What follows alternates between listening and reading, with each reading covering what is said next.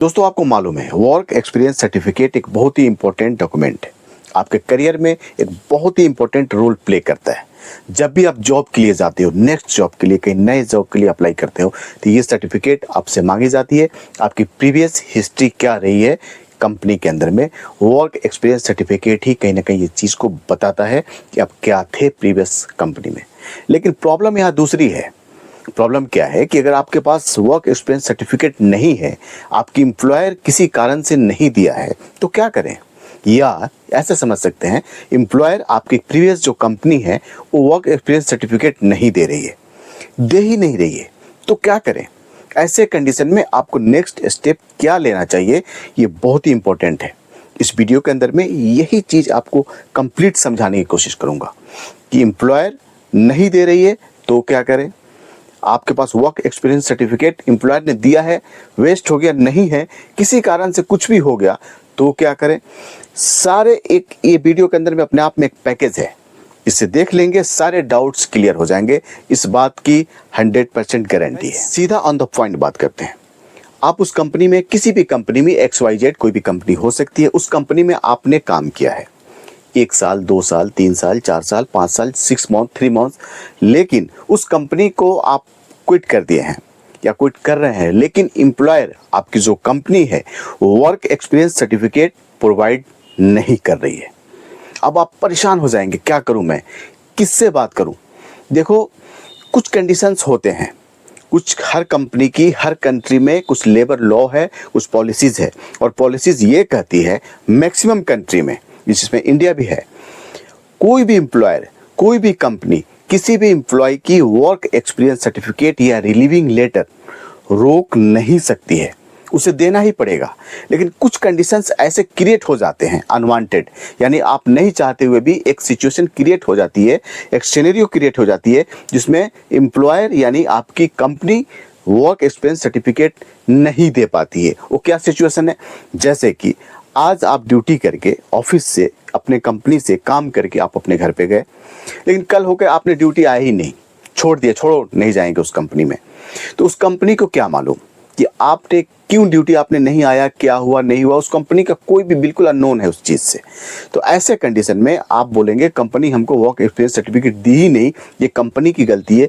जी नहीं, ऐसे कंडीशन में इस तरह की जो कोई सिचुएशन क्रिएट होती है तो कंपनी की गलती नहीं है, ये आपकी गलती है।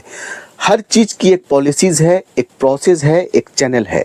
अगर उस चैनल के थ्रू आप जाते हैं तो कंपनी का, उसका बाप भी उस वर्क एक्सपीरियंस सर्टिफिकेट को देने से नहीं रोक सकता है, नहीं तो बहुत बड़ी प्रॉब्लम हो जाएगी उसके साथ में। आप कोर्ट का दरवाज़ा खटखटा सकते हैं, आप कानून का सहारा ले सकते हैं, उसको लीगल नोटिस तक आप भेज सकते हैं, उसको जवाब देना पड़ेगा। लेकिन कब होगा ये? जब उस पॉलिसीज़ के अंदर में आप एक सिस्टमेटिक तरीके से आप आगे बढ़ेंगे। कोई भी कंपनी छोड़ने से पहले एक प्रोसेस होता है, एक चैनल होता है, उस प्रॉपर चैनल को अगर आप फॉलो करते हैं तो उस कंपनी का बाप भी आपको नहीं रोक सकती है लेटर देने से। सब कुछ बताऊंगा, थोड़ी वीडियो लंबी हो सकती है, पेशेंस रखो, देख लो, फिर बाद में रील्स तो देखना ही है, स्लाइड करना है, घंटों पूरा दिन निकल जाती है हमें रील देखने के लिए, लेकिन जो काम की वीडियो थोड़ा देख लो यार, पेशेंस रखो। कोई भी कंपनी के अंदर एक चैनल होता है, उस चैनल के थ्रू आपको जाना होगा, राइट? चैनल क्या है? ये एक नोटिस पीरियड होता है, 1 मंथ, 3 मंथ्स, अलग अलग कंपनी की अलग अलग पॉलिसीज होती है। कंपनी को छोड़ने से पहले, उतने दिन पहले आपको एक रिजिग्नेशन लेटर लिख कर देना है, सबमिट करना है कंपनी को, थ्रू हार्ड कॉपी और मेल और ईमेल के थ्रू सॉफ्ट कॉपी। उसको आपको एविडेंस के लिए रखना है। उसके बाद कंपनी वो एक्सेप्ट कर लेती है, कंसीडर करती है, और कंपनी एक्सेप्ट करने के बाद आपको रिलीज कर देती है। कंपनी छोड़ती है, जैसे आपको छोड़ेगी कंपनी, बिना पूछे, बिना कुछ कहे आपको वर्क एक्सपीरियंस सर्टिफिकेट दे देगी। आपको इसके लिए स्ट्रगल करने की ज़रूरत नहीं है। अगर किसी कारण से भूल जाती है, एक मेल कर दो, रिमाइंड कर दो अपने HR मैनेजर को, HR डिपार्टमेंट को एक मेल ठोक दो, हो जाएगा काम। दूसरा चीज़, दूसरे कंडीशन में कंपनी वर्क एक्सपीरियंस सर्टिफिकेट नहीं दे पाती है। जैसे कि मान लीजिए आपके ऊपर कोई ड्यूज़ है, कोई ड्यू है, आपने कंपनी से लोन ले रखा है, अचानक उस लोन को आपने फुलफिल नहीं किया, उसको चुकाया नहीं और भाग गए कंपनी छोड़कर, ड्यूटी से गए घर को और कल से आई नहीं। आप कोई रिस्पॉन्ड नहीं करते हैं, ऐसे कंडीशन में भी कंपनी वर्क एक्सपीरियंस सर्टिफिकेट नहीं देती है और ना ही देगी, और ना ही आप उससे कोई लीगल आप एक्शन ले सकते हैं। लीगल एक्शन लेंगे तो कंपनी आपके ऊपर खुद उल्टा लीगल एक्शन ले लेगी, ये चीज़ है। लेकिन अगर आप सही हैं, बिल्कुल जेन्युइन है और आप एक लीगल प्रोसेस को फॉलो कर किए हैं, कंपनी को देना है झक मार के। करना क्या है, अगर कंपनी ना बोलती है, बस आप HR डिपार्टमेंट को एक मेल करो कि मुझे मेरा वर्क एक्सपीरियंस सर्टिफिकेट चाहिए, रिलीविंग लेटर चाहिए, क्योंकि वर्क एक्सपीरियंस सर्टिफिकेट आपकी राइट है, उसे देना पड़ेगा। ये लेबर लॉ में है, ये लेबर लॉ कहता है कि कोई भी एम्प्लॉयर अपने एम्प्लॉय की वर्क एक्सपीरियंस सर्टिफिकेट या रिलीविंग लेटर को होल्ड नहीं कर सकती है, रिफ्यूज़ नहीं कर सकती है, नहीं तो पेनल्टी भी है उसके ऊपर। तो आपको मेल करना है, मेल का रिस्पॉन्ड नहीं आता है, फिर से 2 दिन 3 दिन 4 दिन के बाद फिर एक मेल कीजिए रिमाइंडर बोल के, और सारे मेल को आप अच्छे से सुरक्षित रखिए, डिलीट नहीं कीजिए। और एक प्रूफ के तौर पे जब आप कोई कानूनन कोई बड़ा स्टेप लेंगे तो ये सारे मेल्स काम आएंगे। कंपनी की जो HR की जो टीम है, HR की जो मेल है, उसके ऊपर में मेल करना है, और हायर अथॉरिटी को भी CC में डालिए अगर रिस्पॉन्ड नहीं कर रहे हैं तो। ऐसे 3-4 बार आप मेल कीजिए, रिमाइंड कीजिए, नहीं आता है सारे को प्रिंट आउट लीजिए और रखिए।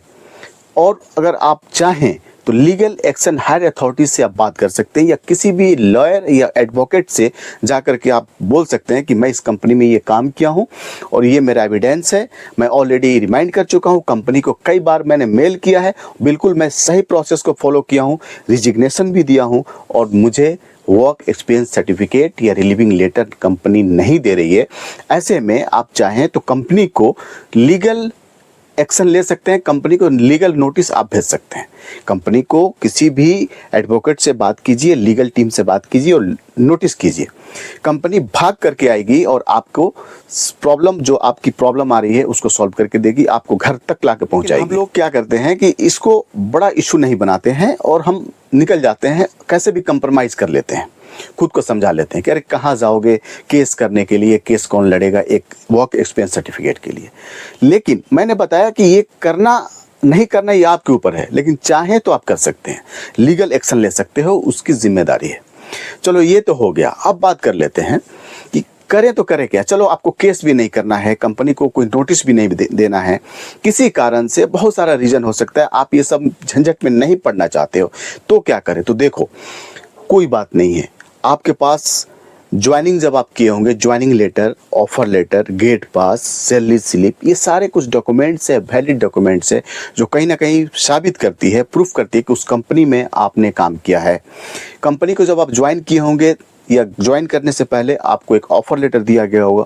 ऑफर लेटर वो कहीं ना कहीं बताता है कि कंपनी में आप इंटर इस डेट में आपने किया है, और उसके बाद से जब कंपनी आप छोड़े होंगे, मेल किए होंगे, रिजाइन किए होंगे, या बहुत सारा आपके पास रिटन एविडेंस होगा, वो भी कहीं ना कहीं बताता है कंपनी कि ये आपका एग्जिट पॉइंट है, यानी यहाँ से आपने इन किया और यहाँ से बीच में ये ड्यूरेशन है, इतने दिनों तक आप काम किए हैं। अगर आप गल्फ में, GCC में, किसी यूरोप कंट्री में आपके साथ इस तरह का मामला है, तब तो और आसान है। आपके पासपोर्ट के ऊपर में जब आप इंडिया से एग्जिट किए होंगे तो वहाँ पे स्टाम्प होता है, वीज़ा लगता है, जब आप इन करेंगे फिर से आप उस कंट्री को छोड़ेंगे तो फिर वहाँ से स्टाम्प होता है। तो ये पूरा एक पक्का दस्तावेज आपके पास एविडेंस होता है कि ये कंपनी में आपने इस दिनों से लेकर के ये ड्यूरेशन है हमारा, ये टाइम से ये टाइम के बीच में मैंने काम किया है। That's it. ये बहुत ही इंपॉर्टेंट चीज़ मैं आपको बता रहा हूँ, अगर आप इस चीज़ को फॉलो अप करें तो। अगर आप विदेश में सऊदी अरब, दुबई, ओमान, कतर, बहरीन या किसी भी यूरोप कंट्री में आप काम कर रहे हो, ऐसे कंट्री में भी वहाँ पर भी लेबर लॉ, लेबर कानून है, लेबर कोर्ट है, आप चाहें तो लेबर कोर्ट में भी जा सकते हैं सारे एविडेंसेस के साथ। एविडेंस क्या रहेंगे? वो मेल्स जो मैंने आपको बताया, इसको ध्यान में रखो और सारे चीज़ को आपको अरेंज करके एक फाइल में मेंटेन करके रखना होगा। गाइस, तो ये कुछ चीज़ें थी जो मैंने बताने की आपको कोशिश की।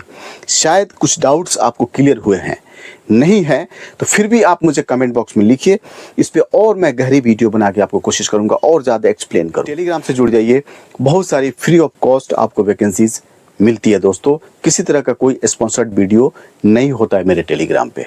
मिलते हैं अगले वीडियो में, आप अपना ध्यान रखिए। जय हिंद।